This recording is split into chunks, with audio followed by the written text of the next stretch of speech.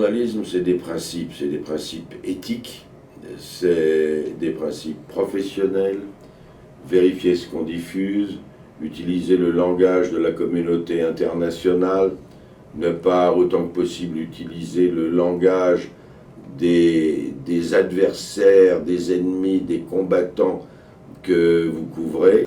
Il faut savoir effectivement vérifier le plus possible, aller sur le terrain et vérifier en personne ce qui est arrivé, ou alors que ce soit quelqu'un de votre bureau, de vos employés en qui vous avez confiance. L'honnêteté, ça fait partie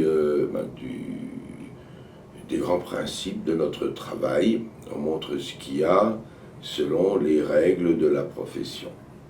Je défie quiconque de ne pas être engagé d'abord sur quelque problème que ce soit, contrairement à ce qui se dit, et en particulier sur ce problème-là. Parce que quand on définit la nature de ce conflit, quand on décide même d'ailleurs la date à partir de laquelle ce conflit a commencé, il faut déjà avoir une sorte d'engagement. Et ça n'existe pas à la manière neutre, je n'y crois pas. Je ne crois pas non plus à l'objectivité, je veux dire, je crois à l'honnêteté en revanche. C'est-à-dire vraiment à la vérification des faits et à l'exposé des faits, et puis éventuellement au débat aussi. C'est-à-dire qu'on peut aussi donner la parole à des gens qui pensent différemment quand on est dans le débat d'idées.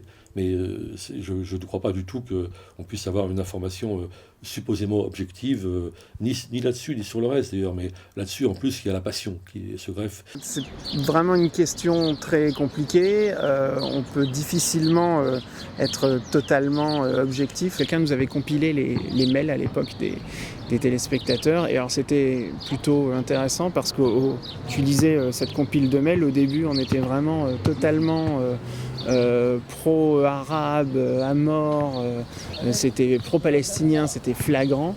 Et puis à la fin du truc, c'était tous les mails où on nous considérait qu'on était pro-Israël à mort. Donc on considérait qu'on avait plutôt bien fait notre boulot, quoi.